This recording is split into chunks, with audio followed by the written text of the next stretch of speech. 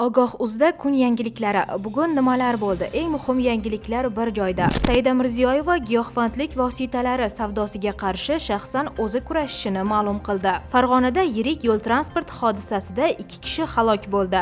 Samarqandda 3 yoshli bog'cha bolasi maktabdagi suv havzasiga tushib vafot etdi. Toshkentda Nexia 3 mashinasi yonib ketdi. Urush tugadi. AQSh va Eron kelishib oldi. Amerika prezidenti Donald Tramp Eron bilan kelishuv yakunlangani bilan barchani tabrikladi. Meksika prezidenti jahon chempionatining chiptalari qimmatligini tanqid qildi. Saida Mirziyoyeva giyohvandlik vositalari savdosiga qarshi shaxsan o'zi kurashishini ma'lum qildi. Prezident Shavkat Mirziyoyev narkotik vositalarining noqonuniy muomalasiga qarshi javobgarlikni kuchaytirishga qaratilgan qonunni imzoladi. Prezident administratsiyasi rahbari Saida Mirziyoyevaga ko'ra, yashirin narkolaboratoriyalar va bangixonalar tashkil etish, narko jinoyatlariga homiylik qilish hamda narkotiklarni internet yoki transmilliy usulda tarqatish uchun yangi javobgarlik choralari ko'rish joriy etildi. Yangi qonunga muvofiq ushbu turdagi jinoyatlarni sodir etgan shaxslarga 20 yilgacha ozodlikda mahrum qilish jazosi tayinlanadi. Shuningdek, uyushgan narko jinoyatchilik uchun jazo choralari keskin kuchaytirildi. Endilikda narko jinoyat sodir etgan shaxslar muddatidan oldin ozodlikka chiqarilmaydi va jazoni to'liq o'taydi. Farg'onadagi yirik yo'l transport hodisasida 2 kishi halok bo'ldi. 14-iyun kuni Farg'ona viloyati O'zbekiston tumani Abdurahmon Jomiy mahalla fuqarolar yig'ini hududidan o'tuvchi D098 Qo'qon-Yaypan Isfara avtomobil yo'lida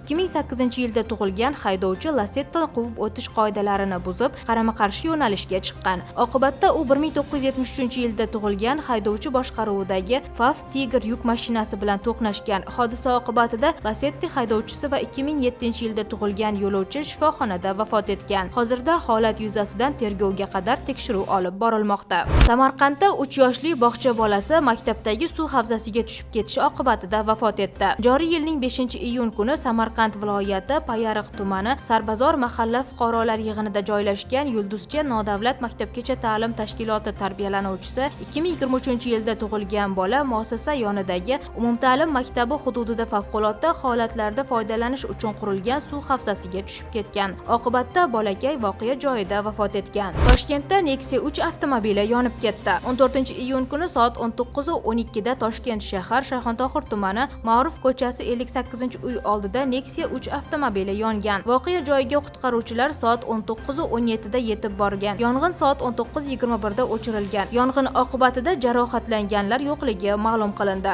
Urush tugadi. AQSh va Eron kelishib oldi. AQSh va Eron o'rtasida tinchlik kelishuvi bo'yicha muzokaralar yakunlanib, tomonlar harbiy harakatlarni to'xtatishga kelishib oldi. Bu haqda Pokiston bosh vaziri Shahboz Sharif ma'lum qildi. Unga ko'ra, kelishuvni rasmiy imzolash marosimi 19-iyun kuni Jenevada bo'lib o'tadi. AQSh prezidenti Donald Tramp ham Eron bilan kelishuv yakunlanganini tasdiqlab, Hormuz bo'g'ozidagi cheklovlar bekor qilinishini bildirgan. Eron tashqi ishlar vaziri o'rinbosari kelishuv matni tayyor ekanini tasdiqlagan. Tomonlar endilikda 60 kun davomida yakuniy tinchlik shartnomasi ustida ishlaydi.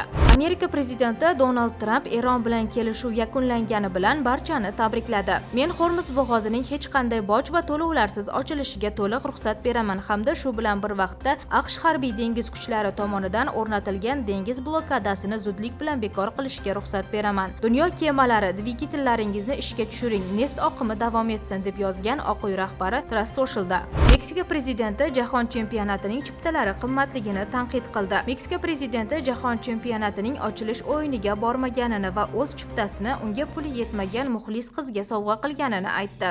Stadionga chipta qancha turishini bilasizmi? 120 ming peso, $7,000. Bunga kimning qurbi yetadi? Meni taklif qilishgandi. Chiptam bor edi, ammo men borishdan bosh tortdim. Men yo'q dedim, chunki chiptamni futbolni sevadigan va bunga pul to'lay olmaydigan bir yosh ayolga berdim, degan Meksika prezidenti.